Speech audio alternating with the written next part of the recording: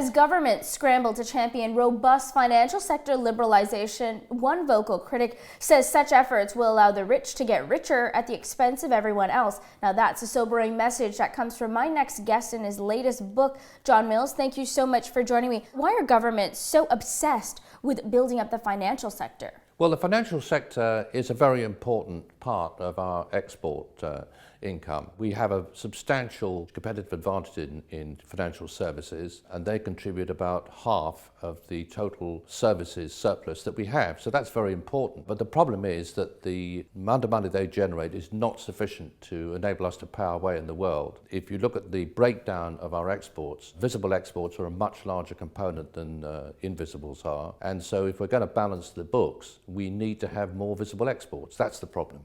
Right. Now, the other consideration, of course, is shareholders. They are very much preoccupied with short-termism and boosting share prices. So how do you convince them that the way forward for both the company and the economy as a whole is to really think about some of these long-term factors that you mentioned in the book? Well, there is a short-termism problem in this country, and that's a cultural thing which is quite difficult to shift. What I think you could do is to make manufacturing much more profitable by having a much lower cost base, which means a lower exchange rate. And I think that people do follow financial incentives, and if it was clear that you can make far more money out of manufacturing, as is the case in the Far East, than in services here as well as over there, then I think you would have quite a substantial shift in where investment went to. As you talk about the financial sector in the book, what I felt was lacking was this understanding of governments. Their prerogative, of course, is to get themselves elected. Yeah. So how much of the onus really should be on the financial sector and instead on a get-tough approach amongst politicians? Well, I think what needs to be done is to change incentives. But I mean, part of the reason why that's quite difficult is because the financial community in this country has a very, very substantial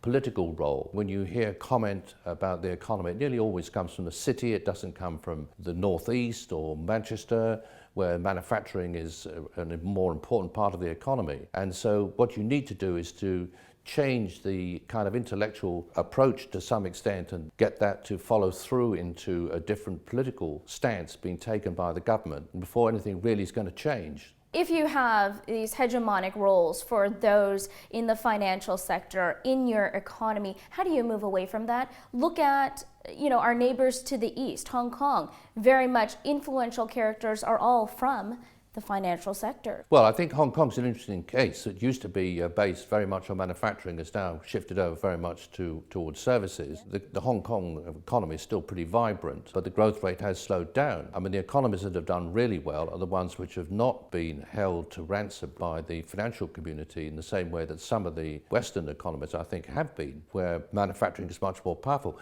Even if you look in Europe, I mean, if you look at Germany, for example, the manufacturing interest in Germany is very strong politically, whereas in the UK it's really very weak. It's where political power lies that to a very large extent determines how policies are framed. And by and large, the financial community has different interests from manufacturing. Okay, strong words. Thank you so much, John Mills, for your insight today.